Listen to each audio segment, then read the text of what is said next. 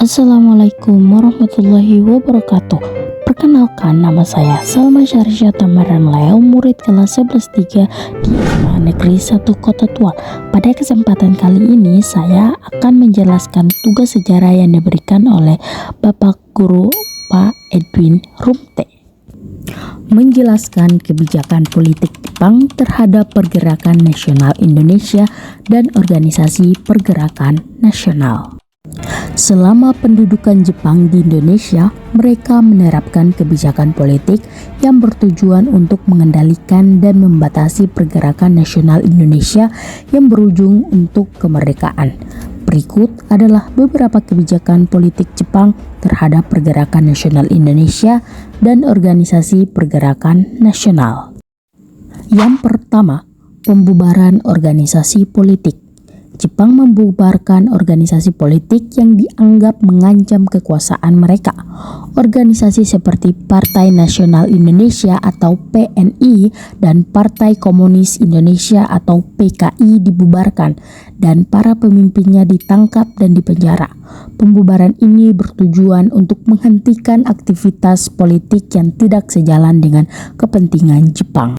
Yang kedua, kontrol terhadap organisasi pergerakan nasional. Jepang mengambil kendali penuh atas organisasi pergerakan nasional Indonesia seperti Badan Penyelidik Usaha-Usaha Persiapan Kemerdekaan Indonesia atau BPUPKI dan Panitia Persiapan Kemerdekaan Indonesia atau PPKI.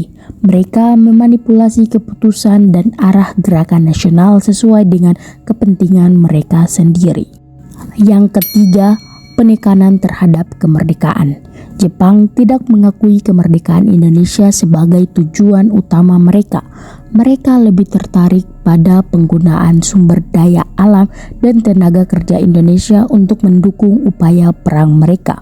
Jepang berusaha mempertahankan kendali atas wilayah Indonesia dan menekan upaya kemerdekaan. Yang keempat dan yang terakhir, propaganda dan pendidikan. Jepang menggunakan propaganda dan pendidikan untuk mempengaruhi opini publik dan memperkuat kekuasaan mereka. Mereka mengubah kurikulum pendidikan untuk mempromosikan budaya Jepang dan menghilangkan pengajaran tentang budaya lokal. Propaganda dilakukan untuk memperkuat citra Jepang sebagai pemimpin yang adil dan untuk menekan semangat perlawanan.